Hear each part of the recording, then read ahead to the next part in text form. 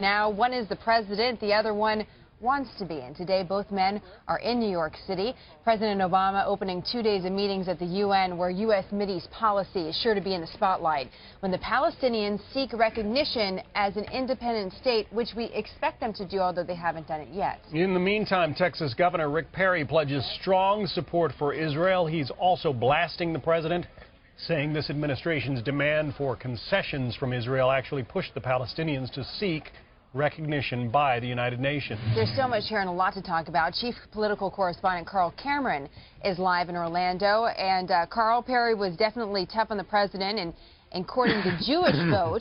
What can you tell us about that and what's the strategy behind it? Well, there's a number of things. First of all, it's Mr. Perry's attempt to sort of burnish his foreign policy portfolio with an issue that he makes reference to virtually at every opportunity on the campaign trail, his support for Israel. And he's using his criticism of the Obama administration's policies, as you spoke about, as an opportunity to not only talk about foreign policy, but to cast himself as a viable alternative to President Obama on international affairs. And he used almost Cold War-era language to rip the Obama administration for, quote, appeasing the Arab world and not supporting Israel as much as Mr. Perry thinks is appropriate. Listen to this.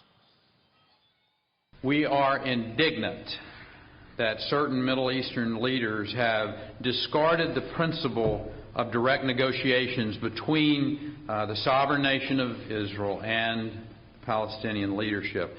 And we're equally indignant of the Obama administration and their Middle East policy of appeasement that has encouraged such an ominous act of bad faith. Perry went on to say, simply put, the U.S. and the world would not be in this situation where the Palestinian Authority is seeking UN recognition for statehood, absent direct talks with the Israelis, were it not for President Obama's rhetoric and foreign policies, which many Republicans and today some Jewish leaders from both the U.S. and from around the world agreed, in their view, has been putting too much pressure on Israel and giving too much benefit of the doubt to the Palestinians. Jenna? So, Governor Perry, of course, running for the GOP nomination for president right now. As far as the current GOP that are in office, is the GOP united in its opposition to Palestinian statehood? Well, yes, and very definitely united in their support for Israel. Michelle Bachmann has called the so-called Arab Spring radical, suggesting that the pro-democracy instability that takes place surrounding Israel is a threat.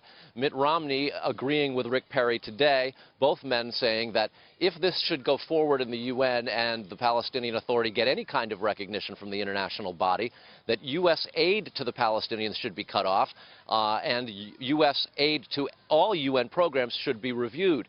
Mitt Romney issued a statement just a short while ago that reflects in many ways the Republican position, as does Perry's. Mr. Romney said, what we're watching unfold at the United Nations is an unmitigated diplomatic disaster. It's the culmination of President Obama's repeated efforts over 3 years to throw Israel under the bus and undermine its negotiating position.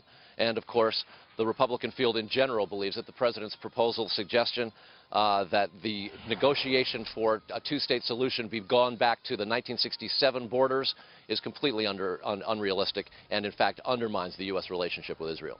So much more on this, Carl. Thank you very much. Carl Cameron coming to us from Florida today.